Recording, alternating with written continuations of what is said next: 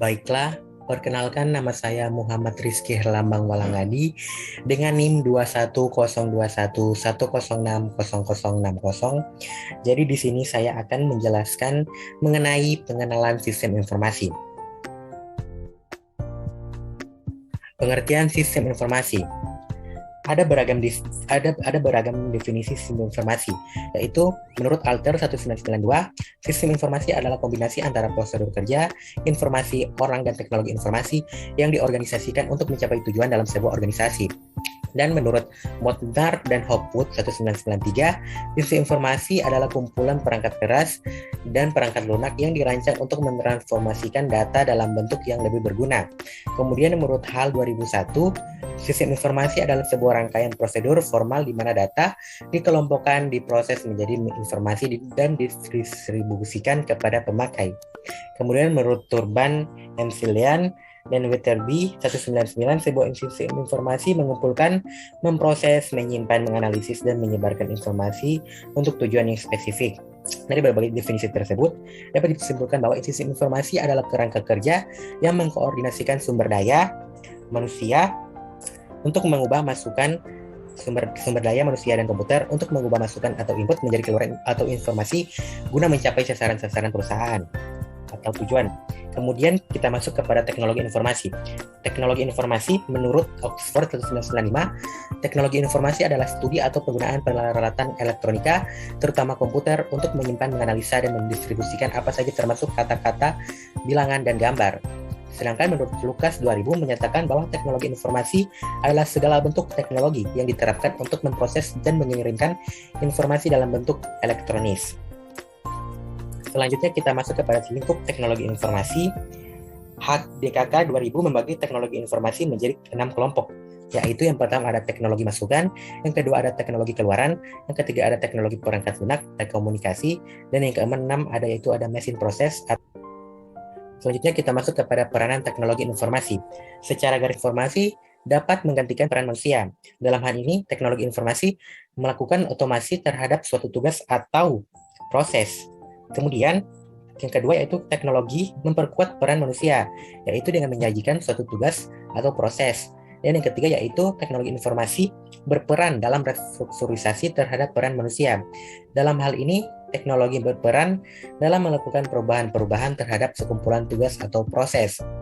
Kemudian, kita masuk kepada kecenderungan teknologi informasi terhadap sistem informasi. Adalah yang pertama yaitu peningkatan kecepatan dan kapasitas komponen-komponen elektronik.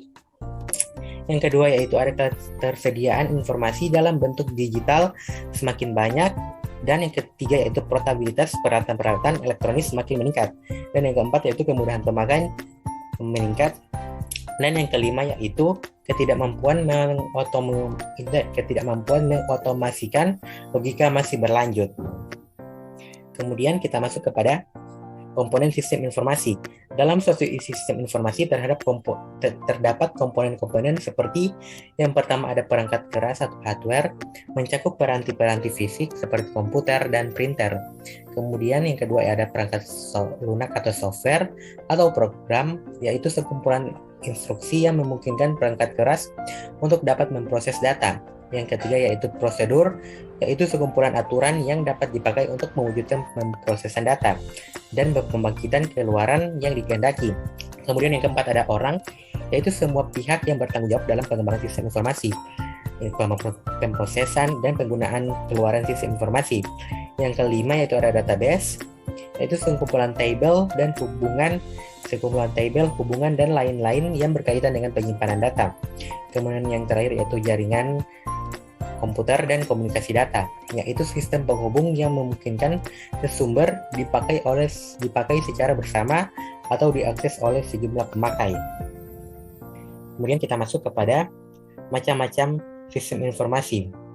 Banyak aktivitas manusia yang berhubungan dengan sistem informasi, entah disadari atau tidak. Sistem informasi terlalu banyak membantu manusia, sehingga ada bermacam-macam sistem informasi antara lain. Yang pertama, sistem reservasi pesawat terbang, yaitu digunakan dalam biro perjalanan untuk melayani pembelian atau pemesanan tiket. Kemudian yang kedua ada sistem untuk menangani penjualan kredit berkendaraan motor. sehingga dapat digunakan untuk memantau hutang para pelanggan. Kemudian yang ketiga yaitu sistem biometrik yang dapat mencegah orang yang tak berwenang memasuki fasilitas-fasilitas rahasia atau mengakses informasi yang bersifat rahasia dengan cara menganalisa sidik jari atau retina mata.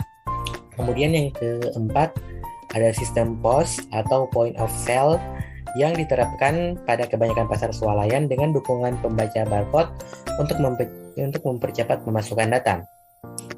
Yang kelima, yaitu ada sistem telemetri atau pemantauan jarak jauh yang menggunakan teknologi radio, misalnya untuk mendapatkan suhu lingkungan pada gunung berapi atau memantau getaran pilar jembatan rel kereta api.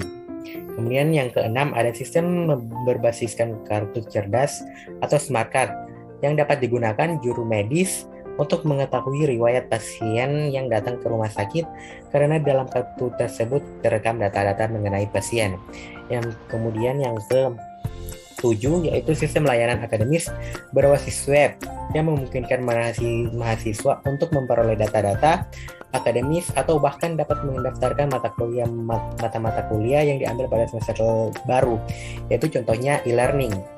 Kemudian yang ke-8 yaitu ada sistem pertukaran data elektronis yang memungkinkan pertukaran dokumen antar perusahaan secara elektronis dan data yang terkandung dalam dokumen dapat diproses secara langsung oleh komputer.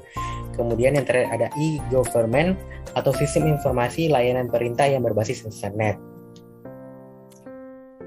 Sekian penjelasan saya mengenai pengenalan sistem informasi. Terima kasih sudah menonton.